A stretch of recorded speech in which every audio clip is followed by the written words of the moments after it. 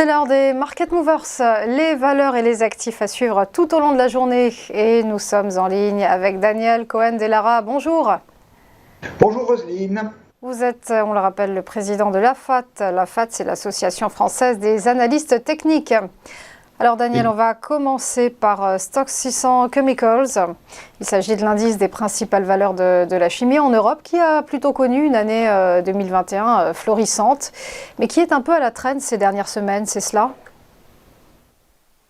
Oui, alors on a ici un graphique qui est en bougie hebdomadaire et qui part depuis le mois de juillet 2020.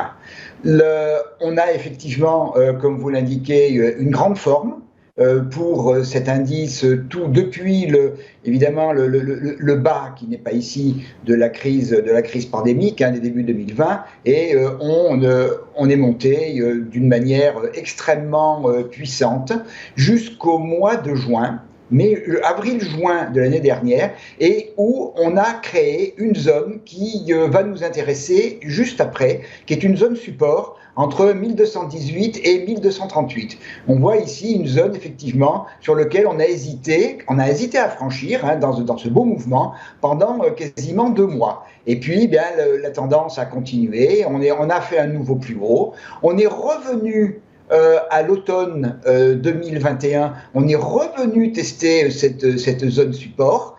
On est allé jusqu'à tester le bas de la zone, le 1218, et on est reparti pour la dernière, jusqu'à maintenant, jambe de hausse, jusqu'à 1400. Depuis le début de l'année, on a pratiquement que des bougies rouges, et on voit que l'on est venu à nouveau, il y a 2 et 3 semaines, on est venu retester, mais on est resté pour l'instant sur le haut de la zone support. On a plutôt testé le 1238. Alors, que peut-il se passer maintenant sur l'indice, qui est un gros indice, c'est les principales valeurs de la chimie. On y retrouve des Air Liquide, on y retrouve des Arkema, des Bayer, des BASF, des Solvay. Donc c'est un gros indice industriel. Alors, on est dans une situation d'attente. Attente d'ailleurs depuis 2 semaines, puisque les bougies que l'on a eues la semaine dernière et la semaine précédente sont 2 doji, et la semaine dernière, on n'a quasiment pas bougé autour de ce niveau, autour de 1250. Alors, les éléments qui sont positifs. Le premier, c'est que, on a testé la zone support et on a quand même, pour l'instant, rebondi sur la zone support. Le deuxième point, c'est qu'on a testé uniquement le haut de la zone, on n'est pas descendu jusqu'au bas, comme c'était le cas au printemps de l'année dernière, comme c'était le cas septembre-octobre, donc on reste au-dessus.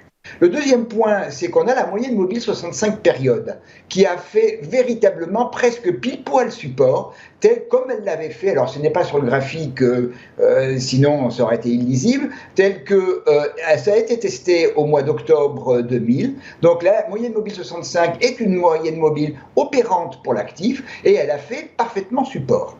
Le troisième élément positif, c'est les bandes de Bollinger que l'on a ici. La bande de Bollinger basse, c'est mise à plat et même commence légèrement à devenir haussière. Et dans ce cas-là, quand une bande de Bollinger de ce type-là redevient haussière, elle correspond vraiment à un niveau de support. Donc on peut considérer pour l'instant que la zone de support 1218-1238 a été testée de manière positive. Donc si effectivement cette vision de rebond se met en place, on reviendrait vers les niveaux qui ont les résistances futures, donc 1286, 1321, 1353. Si dans les jours ou les semaines qui viennent, cette zone support venait à être cassée, si 1218 était cassée, on a juste en dessous une zone de gap qui a été ouverte en avril 2021 entre 1168 et 1178.